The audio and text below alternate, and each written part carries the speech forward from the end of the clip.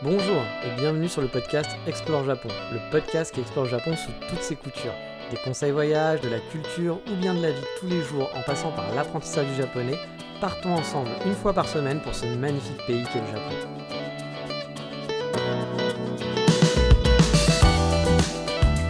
Et oui, le revoilà, le hors-sujet Road to Japan, en route pour la Coupe du Monde. Non, c'est pas ça. Franchement, à chaque fois que je vois ce titre Road to Japan, c'est ridicule, j'aurais dû trouver autre chose.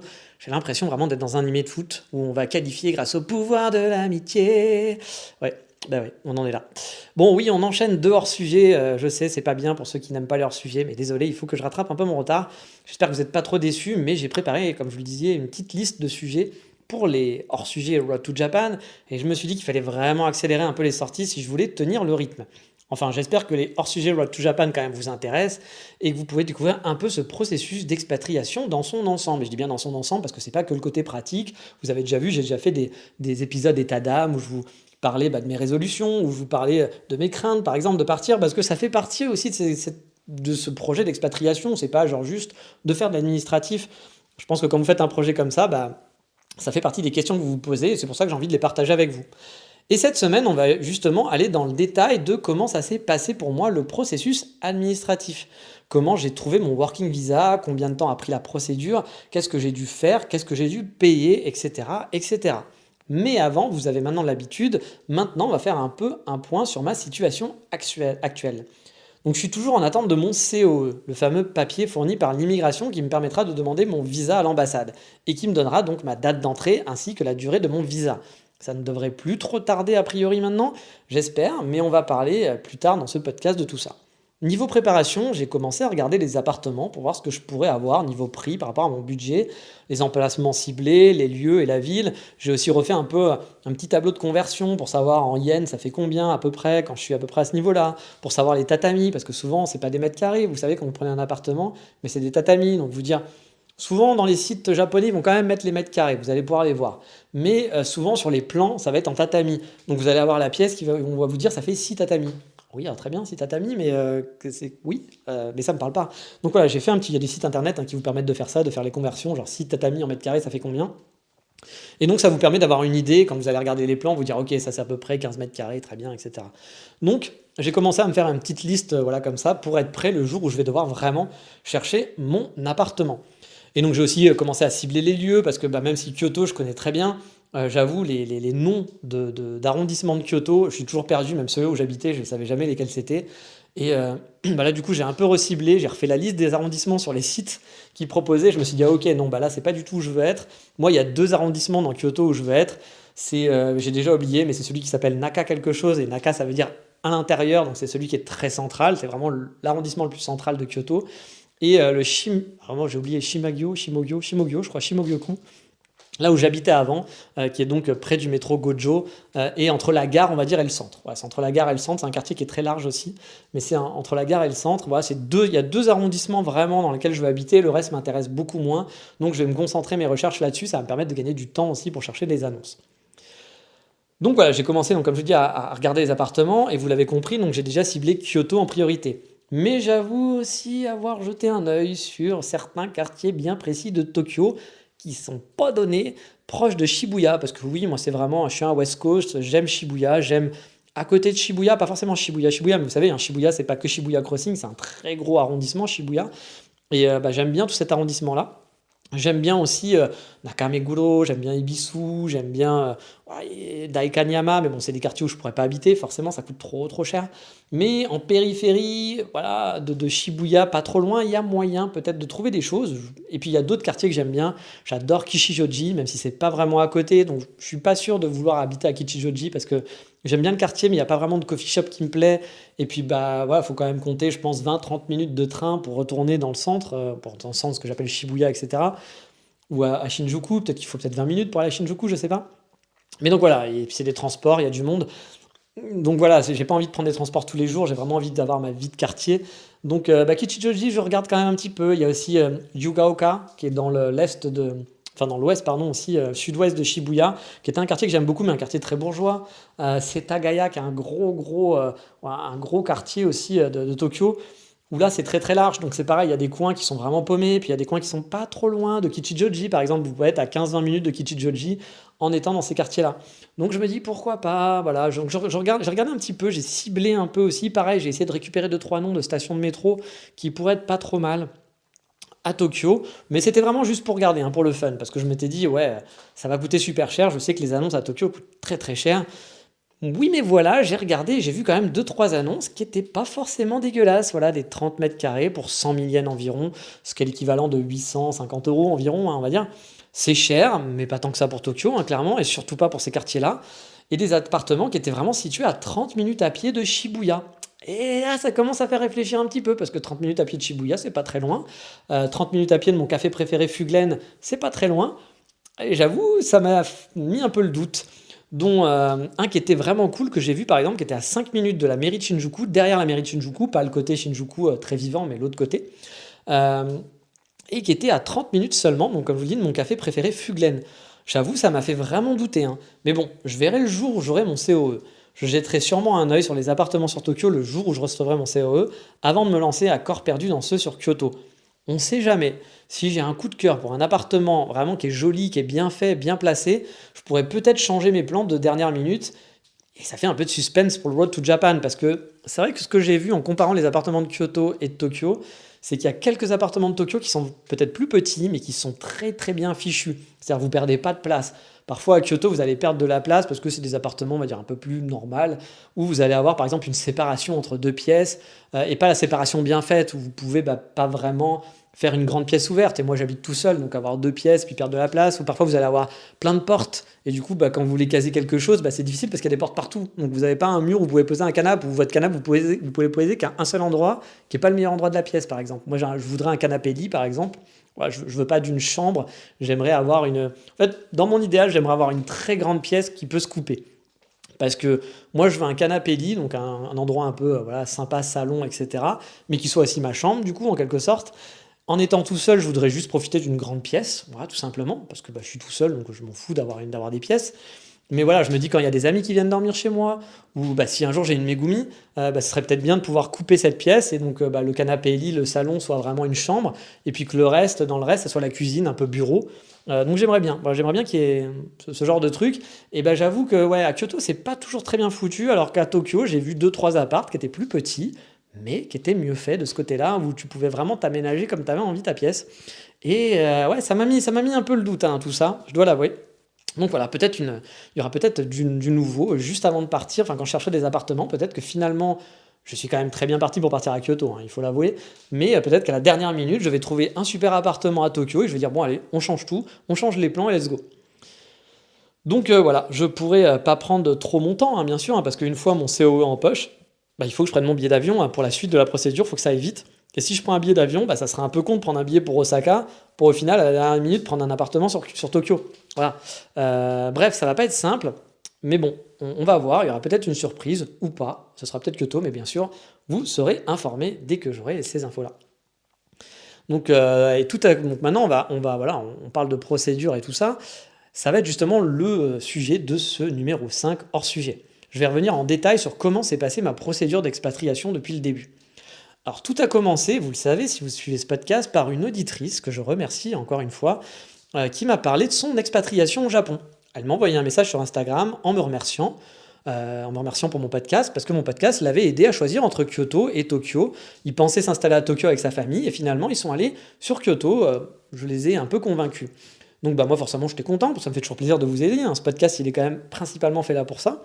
Je suis curieux aussi, donc je lui ai posé plein de questions pour savoir ce qu'elle faisait dans la vie, comment ils avaient pu venir au Japon, etc. Et elle m'avait expliqué qu'en fait, qu'ils avaient acheté leur visa. Alors, j'étais là, acheter un visa, comment ça on peut pas acheter son visa? Enfin, qu'est-ce qu'elle me dit? Elle me dit n'importe quoi. Puis il y a souvent, vous savez, des gens qui racontent un peu n'importe quoi. Donc là, qu'est-ce qu'elle me raconte? Je me suis dit, il y a un truc que j'ai pas dû comprendre. Parce que pour moi, tu viens en working visa ou tu viens en business visa. Et elle me disait, non, on n'est pas mis en business visa, on est en working visa, mais c'est nous qui l'avons payé. Je fais ok, c'est bizarre. Et donc on discute un peu, je lui demande comment ça s'est passé. Et donc elle m'explique en fait qu'ils sont passés par un portage salarial. Alors le portage salarial, je sais que c'est flou pour beaucoup de gens. Mais en gros, imaginez, vous travaillez pour une société en France, mais vous n'êtes pas salarié de cette société. Vous êtes salarié finalement d'une autre société qui s'occupe pour vous de votre fiche de paie et de facturer la société pour laquelle vous travaillez, l'autre société pour laquelle vous allez travailler. Alors, ce n'est pas forcément un truc qui est lié à l'expatriation à la base, le portage salarial. Vous pouvez très bien faire ça en France avec une société, par exemple, de portage française, car vous n'avez pas envie d'être freelance, de gérer votre propre société en quelque sorte. Vous voulez avoir les avantages d'un salarié, parce que quand vous êtes freelance, vous n'avez pas les avantages d'un salarié. Vous n'avez pas les vacances, vous ne cotisez pas de la même façon, etc. Vous n'avez pas le chômage. Alors que là, en étant salarié, vous avez des jours de vacances, vous avez effectivement la cotisation sociale, vous aurez du chômage, etc. Donc voilà, et puis vous n'avez pas envie de vous prendre la tête aussi, parce qu'être freelance, c'est aussi s'occuper de toute l'administratif de votre société. Vous n'avez peut-être pas envie de faire ça, vous voulez que ça soit simple. Et c'est là que le portage salarial va être utile pour vous. Parce qu'ils vont s'occuper de tout ça et vous serez un salarié, vous ne serez plus un freelance, vous ne serez plus une auto-entreprise en quelque sorte. Et ce truc-là, vous pouvez le faire aussi de façon internationale. Et c'est ce que j'ai fait pour être clair. Alors, je vais vous expliquer un petit peu comment ça marche pour moi. Donc, actuellement, je travaille en tant que freelance. Donc, je suis auto-entrepreneur en France pour une société basée au Canada. Je les facture tous les mois. Je peux, en tant que freelance, travailler avec d'autres sociétés, bien sûr, ou sur d'autres projets si je le souhaite en parallèle. Quand je serai au Japon, je ne serai plus freelance. Je ne serai plus auto-entrepreneur. Non, je vais être salarié de cette société de portage japonaise qui va facturer mon ancien client canadien en son nom et va me verser un salaire comme si j'étais finalement un consultant de cette société qui facturait pour la société canadienne. La différence avec un vrai travail, c'est que je ne travaille pas finalement pour cette société japonaise. Je dois trouver mes propres contrats. Je ne vais pas voir mes collègues de la société japonaise. Ils ne vont pas non plus me fournir du travail. Ils ne vont pas me donner des ordres en me disant « tiens, on a une mission pour toi ». Non, ça n'arrivera pas. C'est à moi. En fait, c'est un peu un travail de freelance, comme si vous étiez libre, sauf que vous êtes salarié, vous êtes payé par une société qui finalement va facturer pour vous. Ils sont là donc juste pour facturer à ma place et me verser un salaire à la fin du mois. C'est moins rentable que si vous êtes freelance parce que vous avez beaucoup plus de taxes à payer forcément, même en France, là je ne parle même pas du côté international, mais ça vous enlève tout le côté administratif d'une société qui peut être parfois un peu chiant et puis vous ramène aussi tous les avantages du salariat finalement. Et donc tout ça en fait, si vous voulez, c'est pas aussi simple que ça. Je vais avoir les avantages d'un salarié en quelque sorte, pas totalement, mais par exemple je vais cotiser pour le chômage japonais par exemple. Et je vais aussi pouvoir avoir un working visa, parce que je vais être salarié au Japon. Mais contrairement à un working visa normal, où une entreprise finalement aurait pu embaucher un employé, là c'est moi qui dois tout payer, parce que l'entreprise, elle ne m'embauche pas vraiment pour moi finalement. Donc je vais devoir payer les frais de visa, je vais payer aussi chaque mois le service à la boîte japonaise, parce qu'ils me rendent un service, et ça va me coûter beaucoup d'argent. Mais bon, j'ai calculé tout ça justement pour que ça rentre dans mon budget, je vous en avais déjà parlé. Donc découvrant cette option que je ne connaissais pas vraiment, je suis donc parti à la chasse d'une entreprise de portage salarial. J'ai bien sûr testé celle de mon éditrice qu'elle m'avait fournie bien gentiment, mais il prenait vraiment beaucoup trop cher. Il faut dire qu'entre mes revenus et les siens, c'est celui de son mari, parce que c'est pas elle en fait finalement qui s'est fait expatrier, mais c'est son mari qui a fait les démarches, il y a vraiment une grosse différence de plusieurs milliers d'euros. Donc c'est sûr que c'était pas la même chose. Et quand en plus j'ai regardé, ça a été un peu la douche froide pour moi, car les premiers chiffres qu'elle m'avait donnés, par erreur, parce que ça ne correspond pas du tout à ce que les chiffres m'ont donné de la société, m'avait fait espérer que c'était possible. Mais finalement, la boîte de portage international me prenait beaucoup trop d'argent.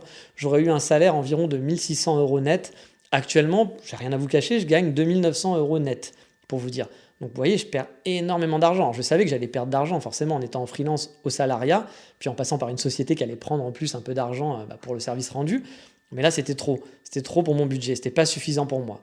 Je vous l'ai déjà dit, je vous l'ai répété, je veux vivre au Japon, vous le savez, mais je veux vivre à ma façon, je veux vivre correctement en gardant mon train de vie actuel. Je sais que pour certains, 1 600 €, ils se disent « Ah mais c'est largement suffisant, qu'est-ce que tu nous fais chier ?» Mais vous le savez, je vous l'ai déjà répété, on est tous différents, on a tous notre façon de vivre qui est différente. Moi, c'était pas suffisant pour moi, donc je m'étais dit « non, c'est pas possible ». Cette société, c'est vraiment une grosse société pour les travailleurs expatriés qui travaillent avec des gros groupes. À l'international, elle passait donc par des intermédiaires au Japon, qui facturaient aussi derrière du coup, ce qui faisait augmenter les frais. Je me suis donc dit que peut-être c'était pas possible comme ça, mais qu'il y avait peut-être moyen avec une société locale qui pourrait être plus rentable pour moi. Alors j'ai commencé mes recherches et je suis tombé sur une société américano-japonaise qui s'occupe de fiscalité, d'aide à la création d'entreprises, à la comptabilité, etc., etc. On m'avait donné en fait le contact d'un Français travaillant là-bas. Et ce qui était marrant, c'est qu'on m'avait filé son contact et moi j'avais fait mes recherches, mais je ne savais pas que c'était la même boîte. Et donc il travaille là-bas et lui, en fait, c'était quelqu'un qui avait aidé un de mes amis à répondre à ses questions pour créer une société au Japon. Donc j'ai donc tenté, en sachant pas s'ils faisaient vraiment du portage, parce que sur leur site, bah, c'était pas indiqué. Mais je me suis dit, voilà, j'ai vu, je sais que vous faites ça, ça et ça, j'ai pas l'impression que vous faites du portage, mais peut-être que vous connaissez des sociétés qui le font au Japon, et bah, si vous avez l'info, je suis preneur. Et là, j'ai eu la bonne surprise, c'est qu'il m'a répondu en me disant, bah si, en fait, on fait du portage salarial aussi. Donc on s'est fait un call, on a échangé sur mes questions, puis on a fait les calculs pour savoir combien serait mon net au final, après toutes les charges, et l'argent qu'ils vont me prendre quoi, chaque mois. Et là aussi, ça a été encore une fois la douche froide, alors que moi, les calculs, je m'étais dit, bon, la société internationale, elle me prend tant, mais c'est parce qu'ils prennent tant avec l'intermédiaire, donc normalement, je devrais pouvoir retomber sur mes pattes. Et là, bah non, douche froide encore une fois. J'avais encore moins d'argent finalement qu'avec la boîte internationale. J'ai pas compris. Ça me paraissait vraiment pas normal, sachant que, comme je vous l'avais dit, la boîte internationale, il y avait un intermédiaire que là, il n'y avait pas. Et qu'en plus, eux me faisaient une optimisation fiscale sur le loyer. Donc c'était incompréhensible de pourquoi ça marchait pas. Mais bah, d'après ces calculs, je crois que je gagnais 1 400 € net. Alors que moi, d'après mes calculs, on aurait dû être vers 2000 net. C'était 600 € en moins. J'étais là, je fais, mais je comprends pas, il y a un truc qui va pas. J'ai pas abandonné, j'ai repris mes recherches et je suis tombé entre-temps sur un site pour faire mes calculs de charges, etc., qui était plutôt bien fait. Car étant salarié, bah, je dois payer des charges salariales, mais pas que, je vais aussi rembourser les charges patronales. Bah oui, encore une fois, mon employeur n'est pas vraiment mon employeur, il ne va pas prendre les charges à son compte. Ça sera déduit du brut qu'on va facturer à ma société canadienne. J'ai donc fait mes calculs via ce site et je tombais pas du tout sur le net que me proposait la société japonaise. Il y avait quelque chose qui clochait. Je lui ai donc envoyé un nouveau mail pour lui dire que bah, les calculs que je faisais, le résultat que j'obtenais, qui ne correspondait pas du tout aux chiffres qu'il m'avait donné la première fois. Il m'a proposé du coup de se rappeler, mais sans me dire que j'étais dans le bon ou dans le mauvais. Du coup, je savais pas. On s'est fait un call et voilà, et il m'a dit que j'avais pas compris quelque chose. Donc bon, je me dis ok, ça va pas le faire. Il y a encore un truc que j'ai pas d'utilité.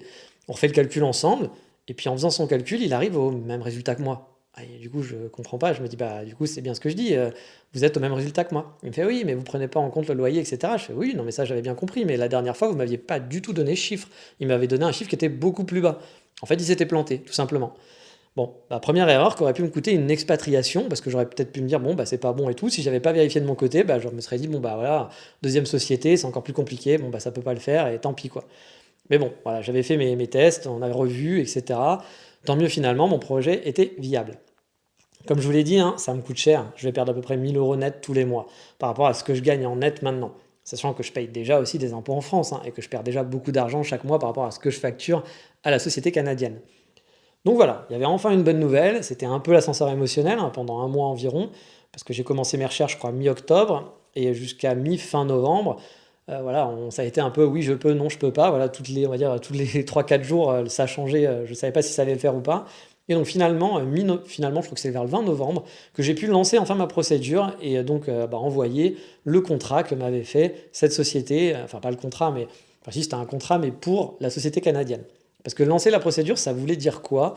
Eh ben, ça voulait dire donc envoyer ce fameux contrat à ma société canadienne pour laquelle je travaille, qui vont être reliés du coup maintenant non pas à moi, mais à la société japonaise, comme un prestataire à qui il paye une prestation. Et cette prestation, c'est quoi? Ben, c'est le consultant, c'est moi en quelque sorte. J'ai donc envoyé le contrat que m'avait donné cette société, et là, ça a pris environ 2 semaines pour que ma société au Canada contacte la société japonaise pour poser des questions par rapport aux clauses qu'il y avait dans le contrat. C'était un contrat de 4 pages, donc pas un truc foufou non plus, hein. Mais ils avaient quand même quelques questions et voulaient modifier certaines choses sur le contrat. Rien de bien grave, hein. Mais c'est vrai que le contrat, il y avait une chose quand même qui n'était pas cool pour moi à l'intérieur. En gros, la société japonaise m'interdisait tout simplement de retravailler avec la société canadienne si je passais plus par eux, si j'arrêtais de travailler avec eux. Ce qui était pour moi inadmissible, vraiment, parce que voilà, c'est pas eux qui m'ont trouvé ce client. Ils ne vont pas m'empêcher de travailler avec mon client, c'est moi qui l'ai trouvé, c'est pas eux qui m'ont amené un client et qui m'ont dit bah voilà, travaille pour eux et que la société, ça c'est des clauses qu'on peut faire quand vous allez travailler justement avec des vrais consultants, c'est-à-dire que vous êtes une boîte, vous allez embaucher une grosse société, vous allez dire bah, j'ai besoin d'un consultant pour telle ou telle chose, ils vont vous fournir des consultants pour travailler, bah, effectivement, vous ne pouvez pas aller leur choper leurs consultants et les prendre pour vous. Ça me paraît normal que dans le contrat, ça soit écrit. Mais là, moi, eux, ils n'ont rien fait. C'est pas eux qui sont allés chercher le client ou quoi que ce soit. C'est mon client, c'est moi qui l'ai géré, donc je vois pas en quoi je pouvais ne plus travailler avec eux après ensuite, sachant que bah, ils ont rien fait pour moi, ils sont pas allés chercher des clients pour moi. Donc du coup, ça c'est vrai que c'était une clause bah, qui était un peu inadmissible hein, pour moi. Et puis bah, même la société canadienne aussi n'était pas d'accord avec ça. Donc bah, du coup, voilà, ça aurait voulu dire, par exemple concrètement, hein, que si je me mariais au Japon, dans un an, j'en sais rien, ou 2 ans, bah, j'avais plus besoin de passer par eux. À partir du moment où je suis marié, j'ai plus besoin d'eux pour le visa, je peux juste être freelance au Japon, tout simplement.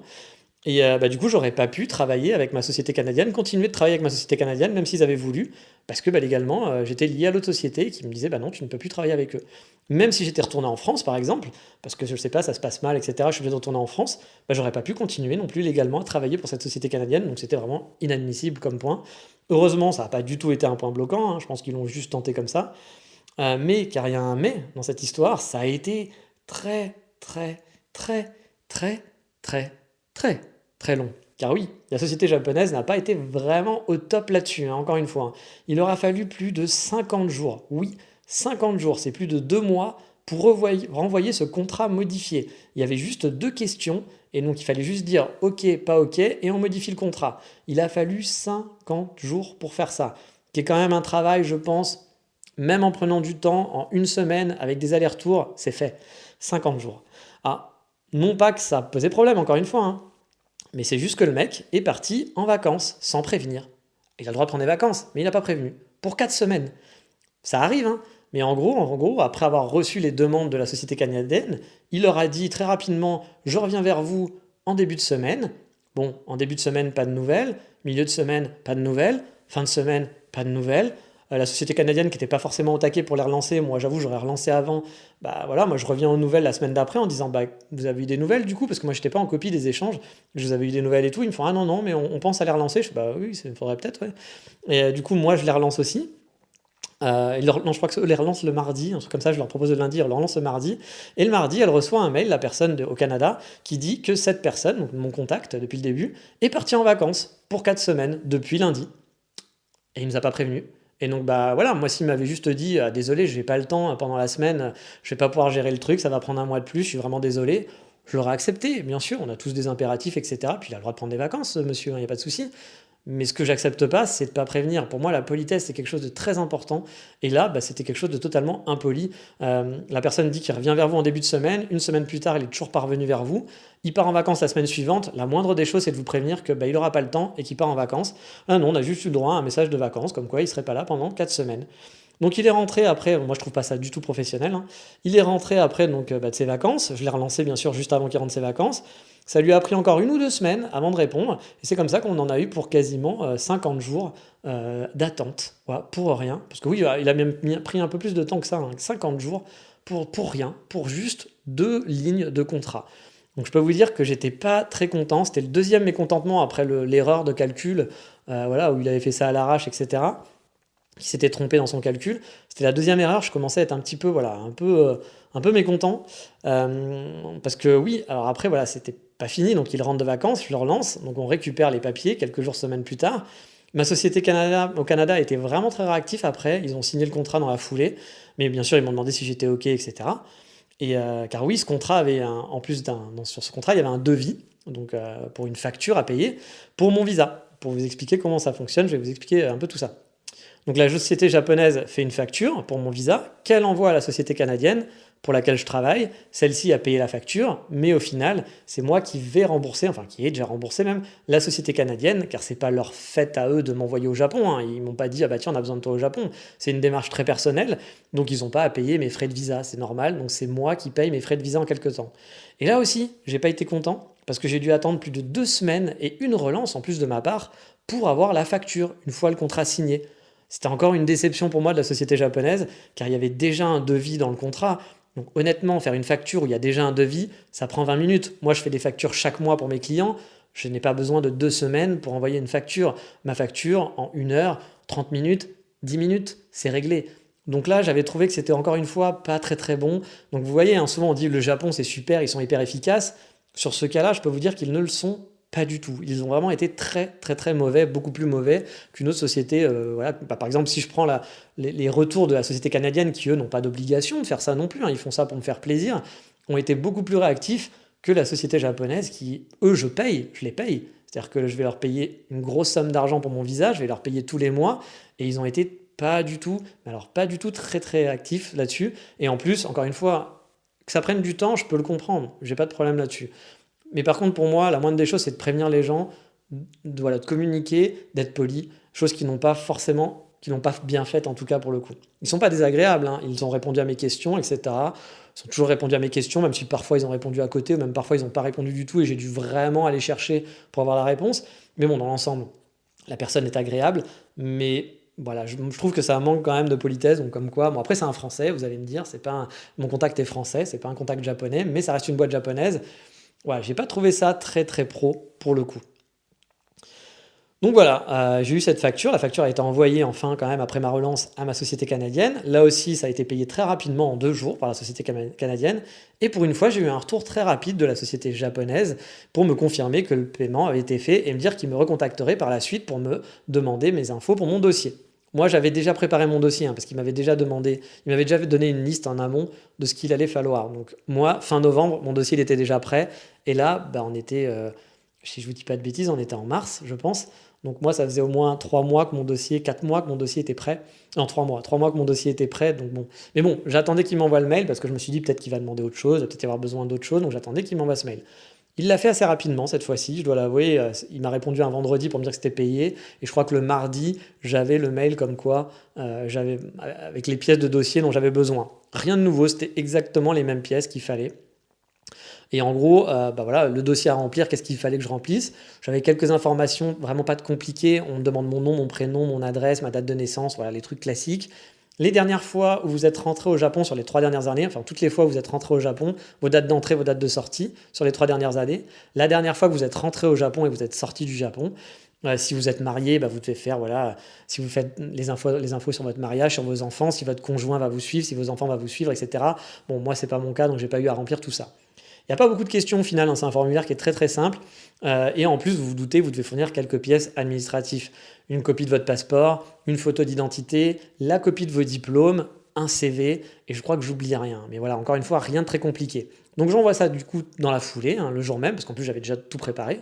Et au bout d'une semaine, j'ai un mail de la société japonaise pour me demander, en plus, un relevé de notes de mon diplôme universitaire.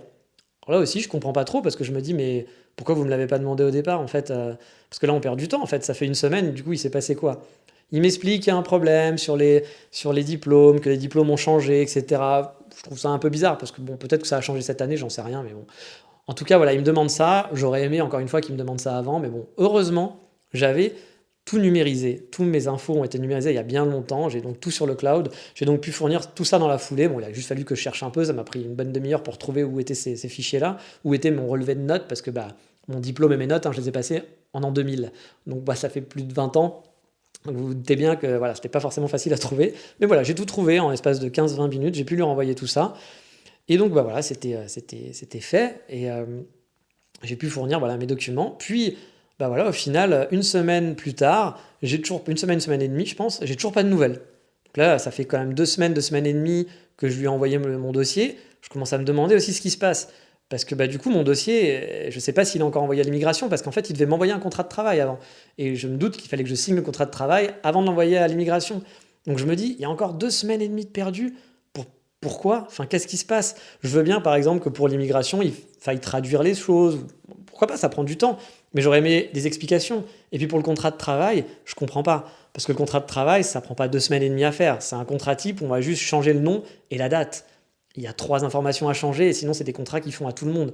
Donc je me dis, mais 2 semaines et demie, pourquoi ça prend tant de temps? Du coup, je me dis, mais pourquoi ils ne m'envoient pas ça avant? Même s'ils ont encore des choses à faire pour le dossier d'immigration, au moins c'est fait, parce que moi, le contrat de travail, je veux le lire. Je ne vais pas signer comme ça en béni oui-oui, je veux lire ce qu'il y a écrit dedans quand même. Donc je me dis, autant qu'ils me l'envoient avant, comme ça on perd pas de temps, parce que si on perd du temps encore qu'ils me l'envoient, que je vérifie, qu'on fasse des allers-retours, parce qu'il y a peut-être des choses que je vais vouloir changer, qu'on le signe, et qu'après ensuite on peut envoyer à l'immigration, peut-être qu'on peut faire les choses en parallèle, on peut essayer d'être efficace, mais a priori, l'efficacité, c'est pas leur fort dans cette société japonaise. Donc voilà, du coup j'attends, il me l'envoie quand même au bout d'un moment, il m'envoie mon contrat de travail après ma relance. Bon, il faut savoir aussi qu'une fois je l'avais relancé, il m'avait dit «Ah, vous lisez dans mes pensées». Franchement, quand j'ai lu ce mail-là, j'avais envie de le taper, parce que j'ai envie de te dire mec, si tu lisais vraiment dans mes pensées, ça fait plus de 5 semaines que j'ai envie de te relancer et que j'ai envie d'avoir des infos. Donc non, tu lis pas dans mes pensées, vraiment tu ne lis pas dans mes pensées. Donc bref, j'ai pas été très très content, et vous le comprenez, très satisfait, parce que ça a pris énormément de temps. Donc voilà, j'attends mon contrat de travail, donc j'en suis là, etc. Et là, vraiment, je suis pas content, parce que j'ai pas de nouvelles, etc. Je commence vraiment à m'agacer. Parce que donc, il me l'avait pas envoyé, on est fin mars, J'ai commencé la procédure fin novembre, donc ça fait exactement 4 mois et mon dossier n'est toujours pas à l'immigration. Moi, c'est ça qui m'énerve. C'est-à-dire que normalement, ce qui prend du temps, c'est l'immigration. Et mon dossier, en 4 mois, n'a toujours pas accédé à l'immigration. J'ai donc fait un mail récap pour expliquer mon énervement et en reprenant les dates. Et c'est là que je me suis rendu compte vraiment de la lenteur extrême de cette société. 50 jours pour répondre à 2 questions sur le contrat et le modifier. 40 jours entre la date où le contrat a été signé et envoyé par ma société au Canada et entre le fait de récupérer le contrat de travail. Il y avait juste en gros, sachant que moi j'ai toujours répondu dans la foulée, 40 jours, 2 mois pour ça quasiment, enfin pas 2 mois, ça fait 1 mois et demi pour ça. Alors je suis plutôt du genre tolérant habituellement, je suis toujours à me dire oui, ils ont peut-être des choses à faire, je suis pas la priorité, etc. Mais là j'avoue que je commençais à être vraiment énervé passablement parce que je trouvais ça pas professionnel. Résultat, j'ai même pas eu un message d'excuse de la part de cette personne, qui est quand même restée cordiale dans son mail, mais en gros qui s'est excusée de mon impatience. Voilà, comme si moi je m'excusais de la guerre en Ukraine. Bah oui, la guerre en Ukraine, j'y suis pour rien. Je veux dire, je m'en excuse. Lui, c'était à peu près pareil. C'est des excuses qui ne servaient à rien. J'avoue, j'ai pas été très content. Voilà, j'ai pas été très content et je le suis toujours pas. Après, voilà, il fait quand même son boulot, etc. Mais je trouve pas ça propre et du coup je recommanderais pas cette société. Par exemple, je l'ai déjà fait pour des gens qui m'ont demandé avant par qui j'étais passé, qui sont passés aussi par lui. Je le ferai plus. Voilà, je donnerai plus son contact parce que j'ai pas envie de leur faire gagner de l'argent. Je vais déjà leur en faire gagner assez tous les mois parce que j'ai pas été du tout satisfait de leur travail et donc du coup j'ai pas envie de les recommander clairement. Voilà, j'ai pas envie de leur apporter ça en plus. Avec ce podcast, je sais qu'il y a des gens qui sont intéressés par ça. Je suis désolé si vous êtes intéressés, il faudra faire vos propres recherches, mais je vous donnerai pas leur contact, clairement. De toute façon, vous pouvez trouver d'autres sociétés, il y en a d'autres, c'est pas les seuls sur le marché. Il suffit de regarder sur Google. Donc voilà, la lenteur, m'a vraiment, la personne est cordiale et sympathique, mais j'ai pas trouvé ça professionnel vraiment tout le long du dossier, encore une fois. Il y a eu beaucoup d'erreurs, beaucoup de lenteur, et j'ai pas été fan. Donc finalement, après mon mail de plainte, quelques jours après, je recevais enfin mon contrat de travail, quelque chose de très standard, rien de bien foufou, vraiment. C'est pour ça qu'encore une fois, je me suis dit, sérieusement, on aurait pu l'envoyer avant. J'ai pu valider en une journée après avoir posé juste une seule question pour vérifier quelque chose. Et depuis fin mars, mon dossier est enfin passé dans les mains de l'immigration. Donc oui, après quelques jours après, ça s'est décanté. Étrangement, encore une fois. Soyons honnêtes, avec un peu de sérieux, mon dossier aurait pu être prêt début janvier. Vraiment. J'aurais pu être dans les mains de l'immigration début janvier. J'ai perdu 3 mois pour rien du tout. J'ai discuté avec d'autres gens, parce que s'ils m'avaient donné l'excuse de les frontières sont fermées, donc ça sert à rien qu'on aille trop vite. Alors moi, j'étais pas d'accord, parce que pour moi, l'immigration travaillait encore. Même si les frontières étaient fermées, ils traitaient votre dossier. Oui, vous pourriez pas venir, mais votre dossier était traité, donc on gagnait du temps. Mais bon, j'avais pas les arguments à lui donner. Effectivement, c'était fermé, donc je lui fais confiance. Sauf qu'après, j'ai discuté avec d'autres gens, et effectivement, les dossiers étaient bien traités, même si les frontières étaient fermées. Donc j'ai vraiment, encore une fois, été très déçu de la part des réponses et des arguments de ces personnes qui, je pense, connaissent pas très bien leur travail. C'est pareil, je ne sais plus pour quelle histoire. Ils m'ont donné une information, je leur ai donné une information contraire qu'ils ne connaissaient pas. J'ai fait, mec, c'est ton boulot, c'est moi qui fais tes recherches. Donc vraiment, j'ai pas été hyper content de cette société. Le problème, c'est que je pouvais pas switcher en plein milieu parce que j'aurais reperdu encore plein de temps. Donc voilà, maintenant que je suis engagé, je suis engagé.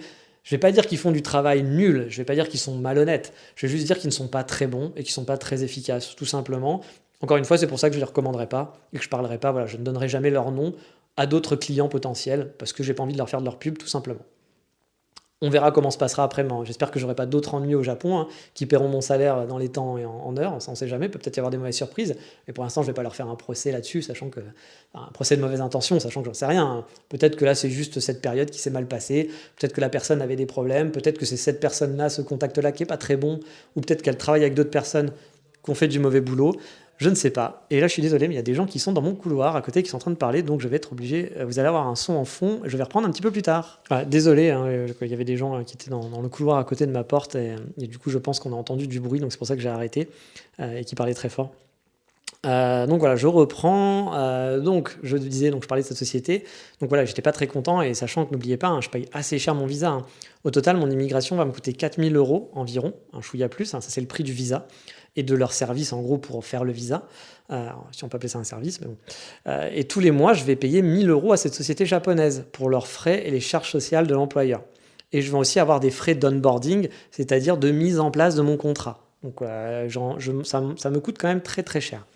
Là encore, j'ai quelques craintes car je vais devoir passer aussi par eux pour l'appartement. Car ils me font de l'optimisation fiscale, je vous en ai parlé, en étant locataire finalement pour moi de l'appartement. Ça me permet finalement en fait de déduire de mon brut. En gros, eux, ils vont payer le loyer et ils vont me le déduire de la facture qu'on va envoyer, que eux envoient donc à ma société canadienne. Et donc, bah voilà, ça va me faire, le fait de faire ça fait diminuer mon brut et donc je paye moins d'impôts, c'est logique. Et donc, ça va me faire des économies, environ 300 d'économies sur mon net, ce qui m'a permis au final de venir au Japon. Sans ça, j'aurais pas pu, je pense, faire ce portage salarial. Ça m'aurait été, j'aurais pas eu assez d'argent, je pense, ou alors j'aurais dû me serrer la ceinture sur mon budget habituel et je sais pas si je l'aurais fait du coup. Et donc, quand je vais devoir prendre un appartement, bah, c'est eux qui vont devoir payer. Ils vont devoir faire une facture à ma société au Canada pour payer ses frais, et j'ai peur qu'ils soient encore super lents, sachant que j'aurai sûrement même pas un mois pour trouver une annonce payer pour avoir l'appartement. Bref, je suis vraiment pas rassuré, mais on verra, hein. J'avoue, je serais très très ennuyé de devoir payer un Airbnb ou un hôtel quelques semaines à cause de leur lenteur. Et je pense que ça passera pas. Je pense que je serai vraiment très énervé pour ça. Surtout que moi, je suis quelqu'un d'organisé, qui essaye de faire ça dans les temps, qui essaye de faire ça bien, d'arranger tout le monde. Donc si eux, ils prennent encore 2 semaines à envoyer une facture, ça va pas le faire. De toute façon, là, je leur laisserai pas 2 semaines, hein. Tous les jours, je vais les harceler pour qu'ils envoient cette facture. Faire une facture, ça prend 5 minutes en toute honnêteté. Donc, faut arrêter de se foutre la gueule du monde. Là, je serai vraiment pas sympathique.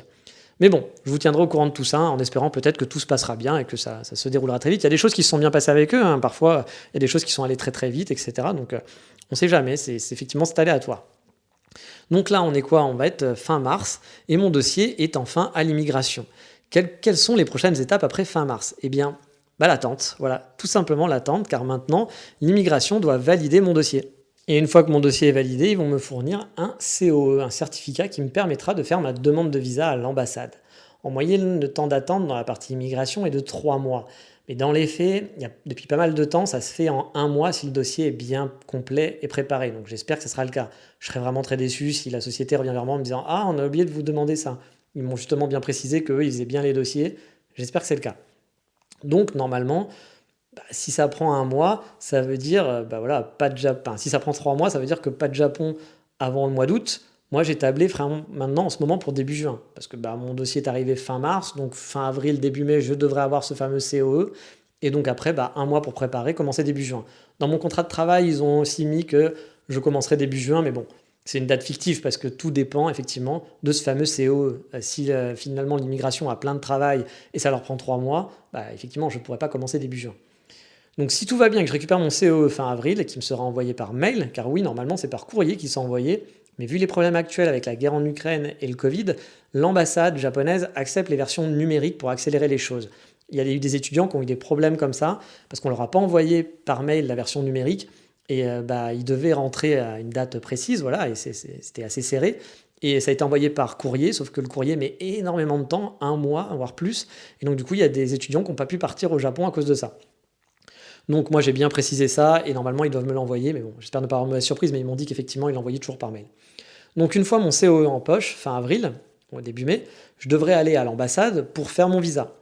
Alors vous donnez votre passeport en quelque sorte et en quelques jours ou 2 semaines environ, vous récupérez votre visa. Ça je l'ai déjà fait quand j'étais étudiant et dans votre passeport, vous avez sur une page spéciale du passeport, vous avez comme si vous aviez une autre page spéciale du passeport. C'est assez rigolo, on a l'impression d'avoir 2 passeports à l'intérieur.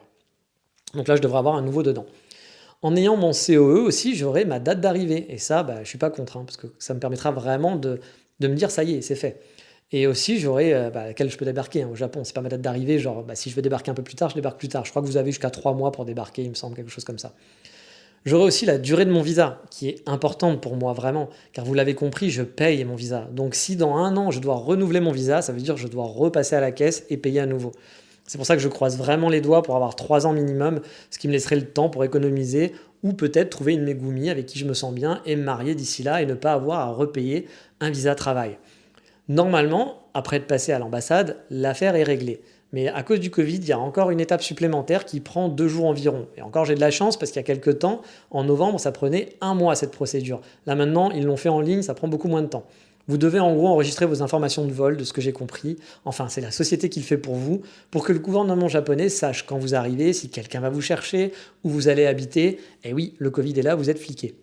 Si tout va bien, tout ça durera un peu moins d'1 mois et donc fin mai, je serai prêt pour partir. Bon, ça c'est pour l'administratif visa quoi, mais après il va falloir trouver un billet d'avion. Il va falloir aussi que je trouve un appartement, m'envoyer mes affaires, me prendre un pocket wifi, etc., etc. Voilà, car je suis pas en vacances, hein. Il va falloir que je travaille, donc avoir un pocket Wi-Fi et internet, ça va être hyper important pour moi. Donc il y a plein de choses qu'il va falloir que je prépare pendant le mois de mai. Mais ça sera une autre histoire. Vous le voyez, hein, ça a été particulièrement long et compliqué. Ça m'a apporté beaucoup d'énervement, hein, vraiment. Non pas parce que c'était long, mais par le manque de politesse. Moi, c'est quelque chose qui est vraiment important pour moi. Et la considération et la politesse, finalement, n'étaient pas vraiment là. Ne pas prévenir qu'on part en vacances, ne pas tenir informé, etc. Puis certains délais qui ont été vraiment particulièrement longs pour des tâches très rapides, normalement. Mais bon, comme je vous l'ai dit, j'avais pas trop le choix. Je me suis lancé là-dedans. J'ai dû faire avec. Mais le principal, c'est que ça se précise et que ça avance. Je ne vais pas rester sur le passé, je ne vais pas leur en vouloir non plus, etc. C'est pas la fin du monde. Mais bon, j'étais juste pas content. Voilà, tout simplement.